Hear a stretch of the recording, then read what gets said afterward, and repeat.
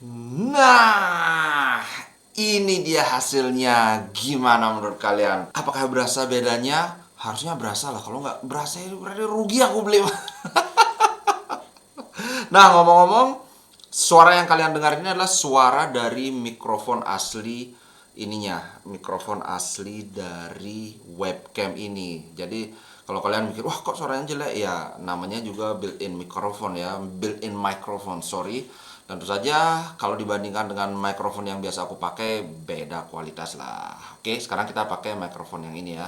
Oke, nah kita sudah pakai mikrofon yang normal. Nah, ngomong-ngomong kalau kalian lagi nyari webcam seperti biasa, ini barangnya bagus. Aku sudah coba sendiri, kalian sudah lihat sendiri bagaimana hasilnya. Linknya aku sediakan di deskripsi ya. Harganya itu sekitar 900 kurang dikit.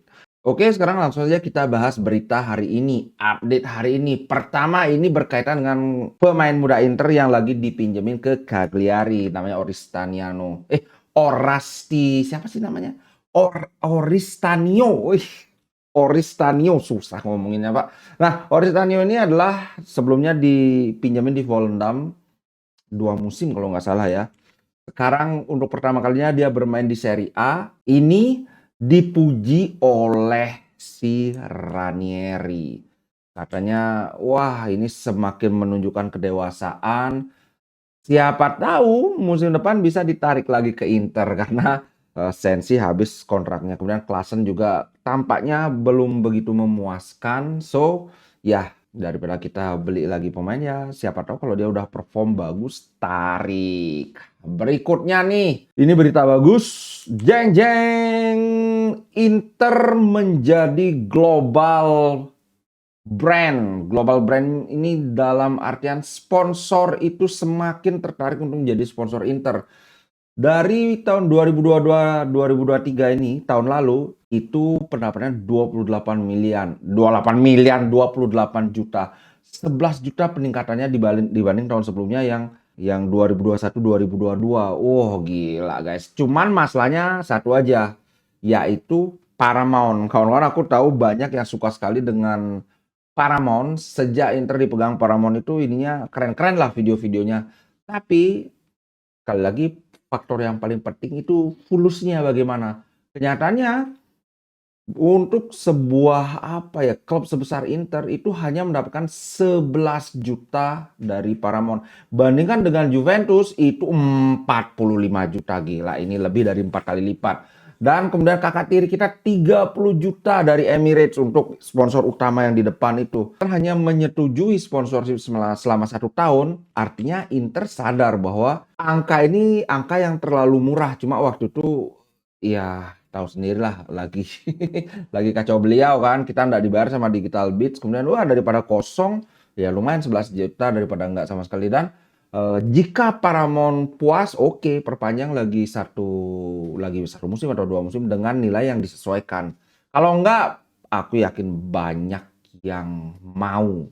Karena come on man, masa tim sekelas Juventus yang ya aku nggak tahu sih, yang mainnya kayak begitu. Anggaplah sekarang kalau kawan-kawan ini aja, objektif aja. Penggemar netral kalau pertandingan Juventus lawan tim bla bla bla, Inter lawan tim bla bla bla, mainnya barengan. Mana yang akan ditonton? Jelas Inter lah. Kalau kakak tiri aku nggak komen. Mereka sedang terpuruk lagi. Aku nggak mau menaburkan garam di atas luka. Nah, masih berkaitan dengan Inter yang menjadi global brand, yang brand Inter itu sangat disukai, mengundang sponsor untuk tertarik. Nah, Ziliakus, kawan-kawan pasti masih ingat nih. Ziliakus nge-tweet lagi dong. Bukan nge-tweet ya, nge-X lah. Ini aku nggak akan bisa terbiasa dengan X. Kenapa? Sudah Twitter bagus, nge-tweet berkicau itu, nge-X. Kenapa nge-X? Anyway, dia nge-tweet bahwa katanya sudah menaikkan agreement sebesar 2,5 miliar dolar. Bukan euro ya, tapi dolar ini. Ini antara perusahaan dia, apa namanya, 21 Century Capital dengan investor-investornya yang ingin berinvestasi dalam proyek sepak bola. Nah, dengan adanya duit 2,5 miliar ini, dengan valuasi Inter yang Zhang kan kemarin banyak 1,3 kan. Kalau misalnya ini dipakai berarti 1,3 masih ada sisanya yang akan dipakai untuk mengembangkan. Entah untuk DP-nya bikin stadion, beli pemain dan sebagainya dan sebagainya. Kita lihat aja. Cuman aku masih agak khawatir sih ini. Kalau Zhang itu kan kalem banget. Ini kok dikit-dikit apa-apa itu semua di-tweet. Jangan-jangan nanti kondisi internal ruang ganti itu juga di-tweet sama bos sendiri. Anyway, kita lihat saja apakah ini jadi atau enggak. Kita nggak bisa sekarang, wah kayaknya jelek, wah kayaknya lihat aja nanti. Oke, next. Nah, kemarin banyak sekali yang nanya, sudah aku bahas sebenarnya saat live streaming, tapi ya aku akan bahas lagi.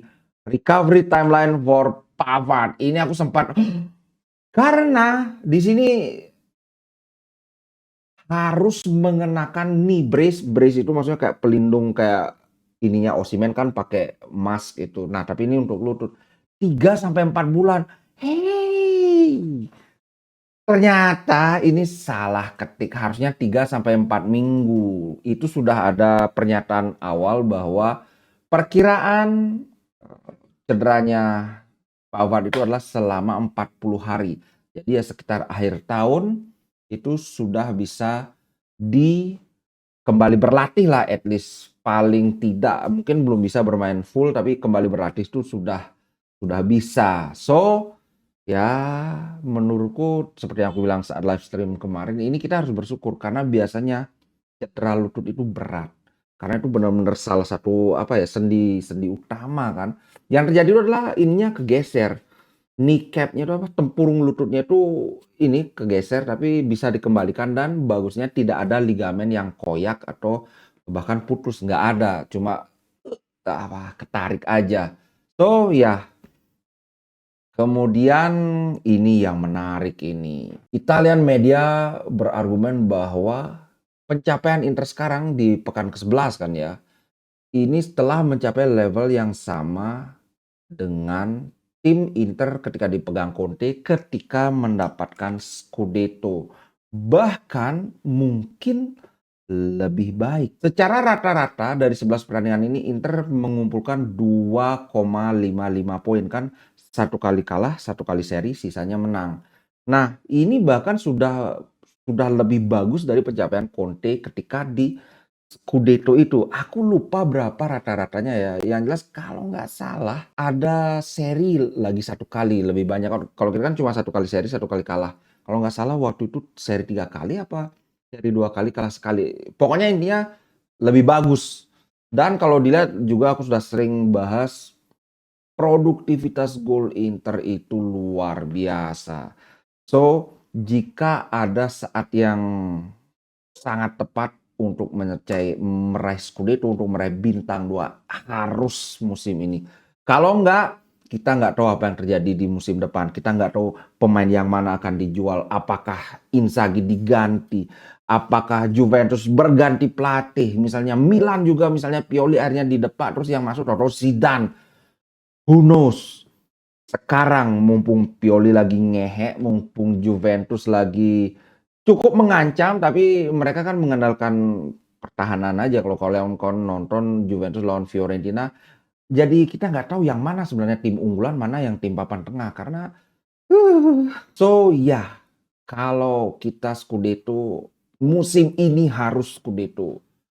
Alright, next. Ini sudah aku bahas tadi soal Pavard. Nah, yang menarik adalah begini. Lagi-lagi Mr. Reliable sangat berperan dalam permainan Inter. Bahkan bukan sekedar berperan saja. Karena biasanya Darmian itu bagus dalam bertahan. Tapi kalau dilihat dari segi build up, dari segi menyerang itu so-so aja.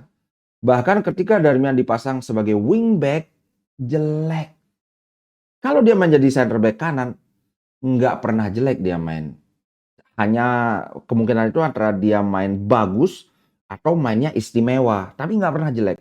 Tapi kalau main jadi wingback, musim ini aku belum pernah ngeliat dia main bagus jadi wingback. Tapi kemarin itu lawan lawan Atalanta itu bukan hanya dia itu sangat bagus dalam bertahan, saat menyerang pun Oke, terbukti ketika dia diberikan umpan wilayah oleh Hakan,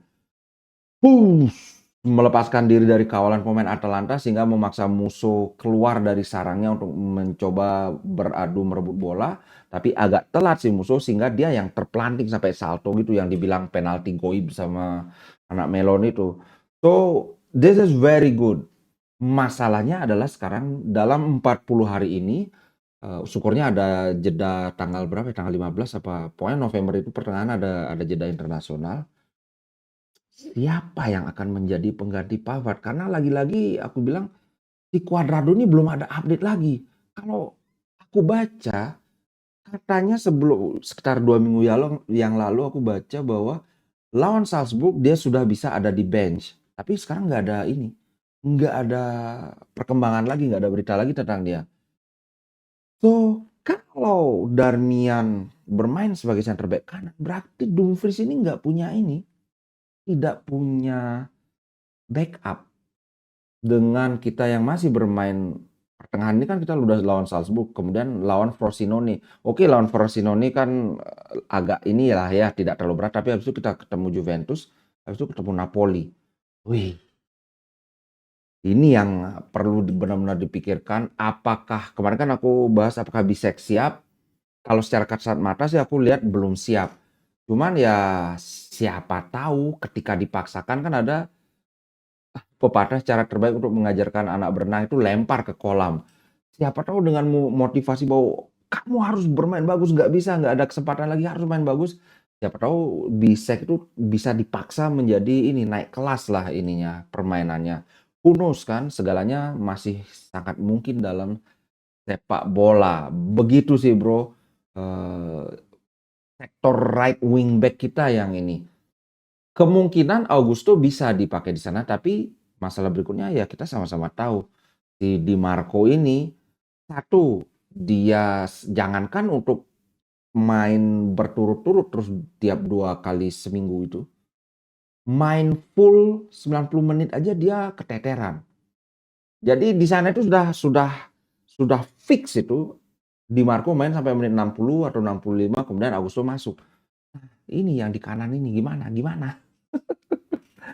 Kemungkinan nanti akan ada pemain dari Primavera yang diangkat ke ini, diangkat ke tim senior, tapi aku belum tahu ininya, peta kekuatan Primavera siapa yang sedang menonjol, siapa yang akan dipertimbangkan.